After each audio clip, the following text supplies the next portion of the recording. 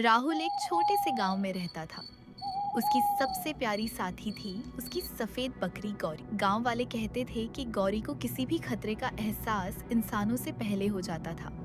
एक अमावस्या की रात गौरी अचानक कहीं गायब हो गई। राहुल उसे ढूंढते ढूंढते गांव के बाहर पहुंच गया।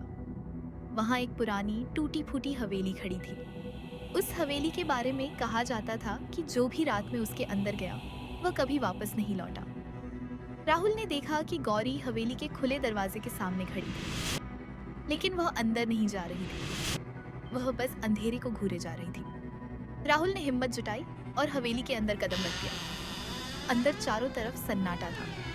तभी ऊपर से किसी के धीरे धीरे चलने की आवाज आई।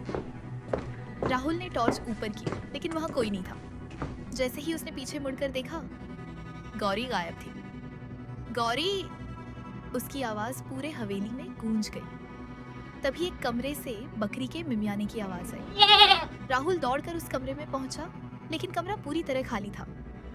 जमीन पर गीले पैरों के निशान थे, जो सीधे दीवार तक जाते थे और वहीं अचानक गायब हो जाते थे। राहुल के हाथ कांपने लगे। उसी समय किसी ने उसके कंधे पर हाथ रखा। वह डरते हुए पलटा। वहां गौरी खड़ी थी, लेकिन उसकी आंखें पूरी तरह काली थी। गौरी ने धीरे धीरे अपना मुंह खोला और बकरी की आवाज की जगह एक औरत की भारी आवाज सुनाई दी। बहुत देर कर दी, अब तुम भी यहीं रहोगे। पूरी हवेली में जोरदार हंसी गूंज उठी। राहुल जान बचाकर भागने लगा। दरवाजा सामने दिखाई दे रहा था, लेकिन वह जितना तेज दौड़ता, दरवाजा उतना ही उससे दूर होता जाता। अगली सुबह गांव वालों को हवेली के बाहर सिर्फ राहुल की टॉर्च मिली। राहुल और उसकी बकरी दोनों कभी नहीं मिले।